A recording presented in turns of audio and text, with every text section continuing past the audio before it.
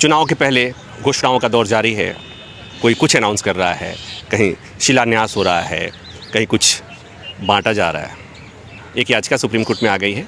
हमारे साथ BL जैन साहब हैं जो इस मामले में याचिका करता हैं। उनसे जानने की कोशिश करेंगे कि जैन साहब ने अपनी याचिका में क्या मांग की है और क्यों याचिका दायर करने की वजह क्या थी। जैन साहब, पिटीशन क्या है और क्यों दायर करने की जरूरत पड़ी? एक्चुअली मैं एक सामाजिक कार्यकर्ता हूँ, सेंधवा का रहने वाला BL जैन एडवोकेट हूँ। मैं पिछले 25 सालों से PIL लगाता हूँ और पब्लिक इंटरेस्ट के लिए लड़ना ये मेरी हॉबी है। इसी कड़ी में मैंने ये पिटीशन लगाई है कि मध्य प्रदेश हो या राजस्थान हो, कहीं भी पब्लिक फंड का मिसयूज़ नहीं होना चाहिए। हमारा ये कंटेंट है। हमारा कहना ये है कि जो भी व्यवस्था होती है किसी सरकार की, उसके पहले बजट बनता है। बजट में वो कौन सी चीज़ें आवश्यक है वो ली जाती है और उसका फंड कहाँ से आएगा ये डिसाइड किया जाता है। इस प्रकार से कोई भी योजना लागू होती है तो हमें उससे कोई आपत्ति नहीं है। किंतु हमारे यहाँ के मुख्यमंत्री पिछले 18 सालों में लगभग 27,000 घोषणाएं कर चुके हैं और जिस मंच पे जाते हैं, जिसने जैसी मांग करी, हम यहाँ लोग बना देंगे, हम यहाँ जिला बना देंगे, हम यहाँ तहसील बना देंगे।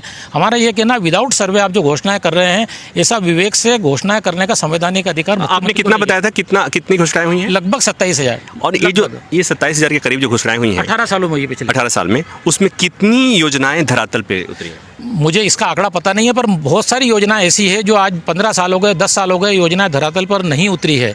तो इस प्रकार की घोषणाएं करना चुनावी लाभ लेने के लिए होता है। चाहे मध्य प्रदेश सरकार, हाल के समय में कौन घोषणा हुई?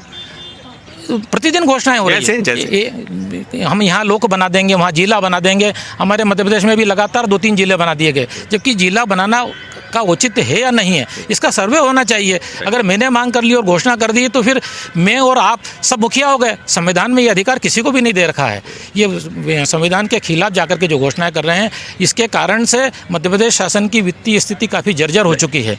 मध्य प्रदेश शासन का 23-24 का बजट 314,000 करोड़ का है, जबकि देनदारी वर्तमान में 385,000 करोड़ की हो चुकी है। जैन साहब, ये जो चुनाव को लेकर के जो लोक लुभावन नारे जो होते हैं, हाँ, ये इस मामले में तो लगभग सभी पार्टियों का वही हाल है। इसलिए हमने तो न तो कांग्रेस और BJP के खिलाफ नहीं लगाई, हमने तो राजस्थान सरकार को भी शामिल किया है इसमें। चाहे किसी भी दल के नेता हों, उनको इस प्रकार की लोक लुभावनी घोषणा करके करदाता के द्वारा जो टैक्सेस चुकाए जाते हैं उसका दुरुपयोग करने का अधिकार किसको नहीं, किसी को भी नहीं है। आप अच्छे काम कीजिए और जीत के आइए, कोई भी सरकार बने, हमको कोई आपत्ति नहीं है उसमें। तो बात तो सही है, वोट लेने के लिए लोक लुभावन नारे चुनाव के पहले दिए जाते हैं और घोषणाएं होती हैं, लेकिन उस घोषणाओं का राज्य की वित्तीय स्थिति पर क्या असर पड़ता है, वित्तीय सेहत पर क्या असर पड़ता है, उसका मूल्यांकन सरकारें नहीं करती हैं।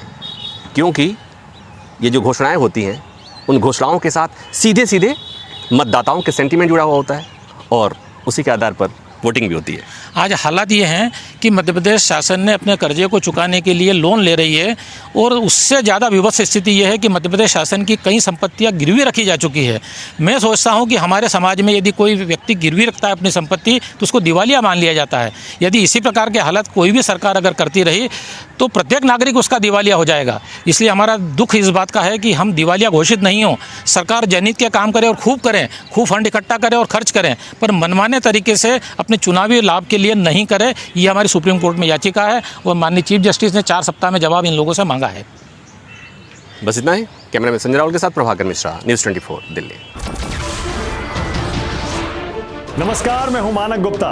अगर आपको हमारा ये वीडियो पसंद आया हो तो इसे लाइक और शेयर जरूर करें और हाँ, हमें सब्सक्राइब और फॉलो करना ना भूलें ताकि आप देश और दुनिया की कोई खबर मिस ना करें।